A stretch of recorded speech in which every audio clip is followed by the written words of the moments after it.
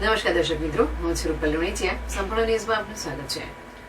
બનાસકાંઠા જિલ્લાના ડીસા તાલુકાના નવી ભીરડી ગામે ગ્રામ પંચાયત દ્વારા બાકી મિલકત વેરાની વસૂલાત સામે કડક કાર્યવાહી હાથ ધરવામાં આવી છે. આ કાર્યવાહી અંતર્ગત કુલ 28 મિલકતોને સીલ કરવામાં આવી હતી. ગ્રામ પંચાયતને ગામના વિવિધ વિકાસ કાર્યો માટે પંચાયત વેરો આવકનું મુખ્ય સાધન છે. ચાલુ નાણાકીય વર્ષ સુધી આ 28 મિલકતોનો કુલ ₹82,130 નો વેરો બાકી છે. પંચાયત દ્વારા મોટા બાકીદારોને અગાઉ નોટિસો ઇસ્યુ કરવામાં આવી હતી અને માંગણા બિલો પણ મોકલવામાં આવ્યા હતા. તારીખ 27 ફેબ્રુઆરીના રોજ નોટિસો પાઠવી 1 મહિનાની મુદત આપવામાં આવી હતી અને તેમનો વોટ્સએપ નંબર પણ નોટિસો મોકલવામાં આવી હતી. વારંવાર મૌખિક અને લેખિત નોટિસો આપવા છતાં બાકીદારો દ્વારા વેરો ભરપાઈ કરવામાં આવ્યો ન હતો.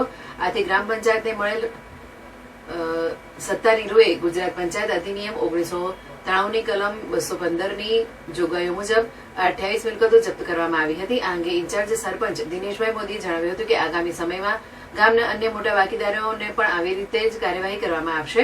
સીલ કરાયેલી મિલકતોની હરાજી પ્રક્રિયા હાથ ધરવામાં આવશે.